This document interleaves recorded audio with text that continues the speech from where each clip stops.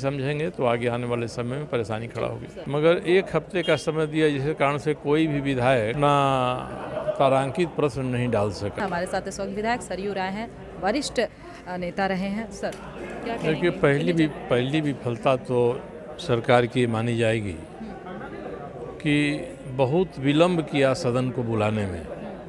सभी जानते हैं कि दिसंबर में शीत सत्र होता है, मगर एक हफ्ते का समय दिया जिसके कारण से कोई भी विधायक अपना तारांकित प्रश्न नहीं डाल सका। केवल अल्पसूचित ही डालने का मौका मिला। सदन चला नहीं। ध्यानाकर्षण के जो प्रस्ताव आए उसमें से केवल एक प्रस्ताव लिया गया। मुझे नहीं लगता इससे कम तो नहीं लिया जा सकता था। तो वाद विवाद का स्तर भी बहुत आक्रोश भरा था, एक दूसरे के प्रति तलखी थी। बाबूलाल मरांडी जो इस राज्य के प्रथम मुख्यमंत्री रहे हैं और एक बड़ी पार्टी के अध्यक्ष हैं, उनको बोलने का मौका नहीं दिया गया। ये सब कई ऐसी चीज़ें दिखाई पड़ी जो अरुचिकर हैं। अब सरकार अपना पीठ इसके लिए थपथपाए। जो वरिष्ठ नेता रहे हैं, विधायक रहे हैं, आरोप लगा रहे हैं, चाहे वो लोबिन हेम्ब्रम हो, चाहे वो बाबूलाल मरांडी हो, कह रहे कि वरिष्ठता का भी ख्याल नहीं रखा गया है और सवाल नहीं रख पाए हैं। वो क्या सदन में ऐसी भी चीज़ें हुई हैं? ना हुई हैं, सवाल तो नहीं रख पाए। लोबिन बाबू आज कुछ कहना चाहते थे, वो जो कह रहे थे किसी को पसंद है ना पसंद है अलग बात है, मगर कहने का अधिकार तो मिलना चाहिए। वो भी सीनियर लोगों को मिलना चाहिए।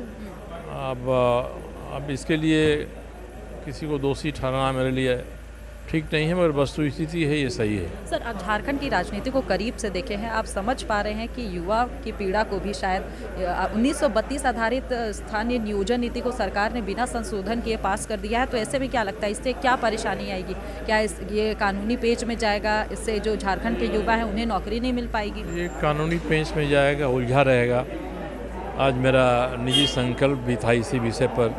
मैंने कहा कि भाई मैं जो कह रहा हूँ उसको आप विधि विभाग को भेज दीजिए अपनी सलाह के लिए। तो आलमगीर आलम साहब ने कहा कि विधि विभाग ने तो सलाह दिया, तभी हम लोग कल 32 खतियान का विधेयक पास करके भेजे हैं।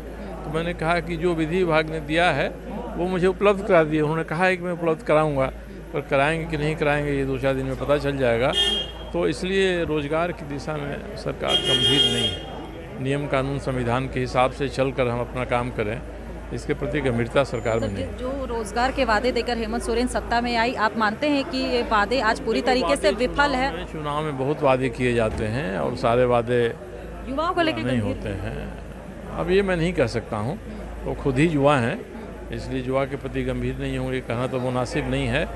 मगर बहुत कुछ हो नहीं सकता। रोजगार को लेकर तो गंभीर नहीं है।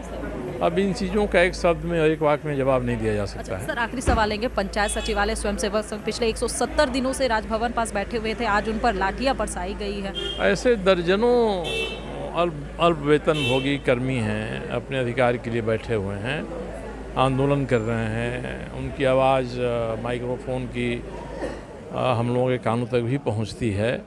वह एक आक्रोश है, मगर जब सदन के भीतर हम चले जाते हैं तो सरकार मुतमईन रहती है, इत्मीनान से रहती है कि हमने बहुत किया है। और इसलिए अगर ये सही चीज़ों को नहीं समझेंगे तो आगे आने वाले समय में परेशानी खड़ा होगी। सर, बहुत बहुत शुक्रिया। तो हमारे साथ इस वक्त बात कर रहे थे विधायक सरयू राय, जिन्होंने तमाम मुद्दे पर अपनी बात कही। मैं गौरी रानी, द ST न्यूज़ के लिए रांची से।